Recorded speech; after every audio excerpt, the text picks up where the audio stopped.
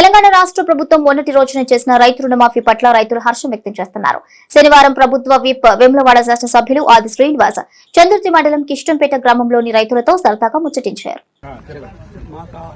ఉమ్మడి ఆంధ్రప్రదేశ్ ఉన్నప్పుడు రాజశేఖర రెడ్డి ముఖ్యమంత్రి, అప్పుడు కాంగ్రెస్ ప్రభుత్వం ఉన్నప్పుడు ఎవరికి చేయకముందే బ్యాంకులు అప్పులన్నీ మాఫీ అయినాయి. ఇప్పుడు మళ్ళా గత తెలంగాణ కేసీఆర్ సార్ వచ్చినప్పుడు మేమే మిత్తికి మేమే కట్టుకుంటూ వచ్చినాం. ఏది అప్పుడు వాళ్ళిచ్చిన పైసలకే మేము మిత్తి కట్టేసాం. ఆయన 5 రూపాయలు సుతం మాఫీ చేయలేదు. ఇప్పుడు మళ్ళా మన కాంగ్రెస్ ప్రభుత్వం వచ్చినప్పుడు ఇప్పుడు మనిషికి 1 లక్ష రూపాయలు మాఫీ అయినాయి. 2 లక్షల రూపాయలు మన 15 ఆగస్టు వరకు అందరికీ మాఫీ అవుతాయని మన తెలంగాణ సీనన్న గారికి, ముఖ్యమంత్రి రేవంత్ రెడ్డి గారికి మహా ధన్యవాదాలు. జై కాంగ్రెస్.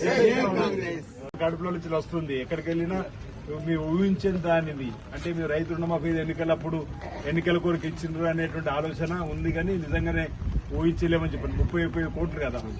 మొన్నటి రోజు 11,50,000 మంది రైతులు రాష్ట్ర వ్యాప్తంగా ఏది రైతులకు ఇచ్చింది. సుమారు 7,000 కోట్లు, 2 కోట్లు తక్కువ 7,000 కోట్లు మంజూరని. మన రాజన్న సిరిసిల్ల జిల్లాలో 23,053 మంది రైతులకు 136 కోట్లు మంజూరైనవి.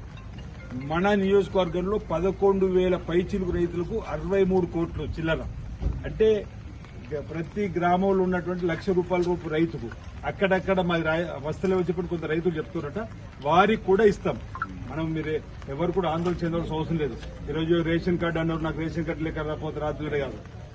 రైతు భూమి కలిగి ఉండాలి, ఆ భూమికి పాస్ పుస్తకం కలిగి ఉండాలి, ఆ పాస్ పుస్తకం మీద రుణం పొంది ఉండాలి. ఇదే ప్రామాణికం. ఎవరైనా ఇప్పుడు పేర్లు తప్పిపోయిన వాళ్ళు ఉంటే 1 లక్ష రూపాయల వాళ్ళకు గ్రీన్ సెల్ మనం పెట్టుకున్నాం, గ్రీవెన్స్ సెల్ అని పెట్టినాం. మీరు దరఖాస్తులు ఇవ్వండి, వాళ్ళు కూడా ఇప్పిద్దాం. ఓకేనా? ఇప్పుడేమో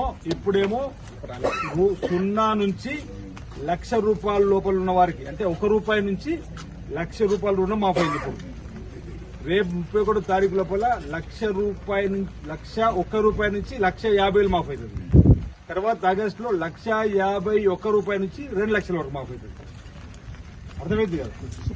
సుప్త అయిపోతుంది 2 లక్షల. ఎవరన్నా రాలేదు మాకు అనుకుంటే భయోందన లేదు.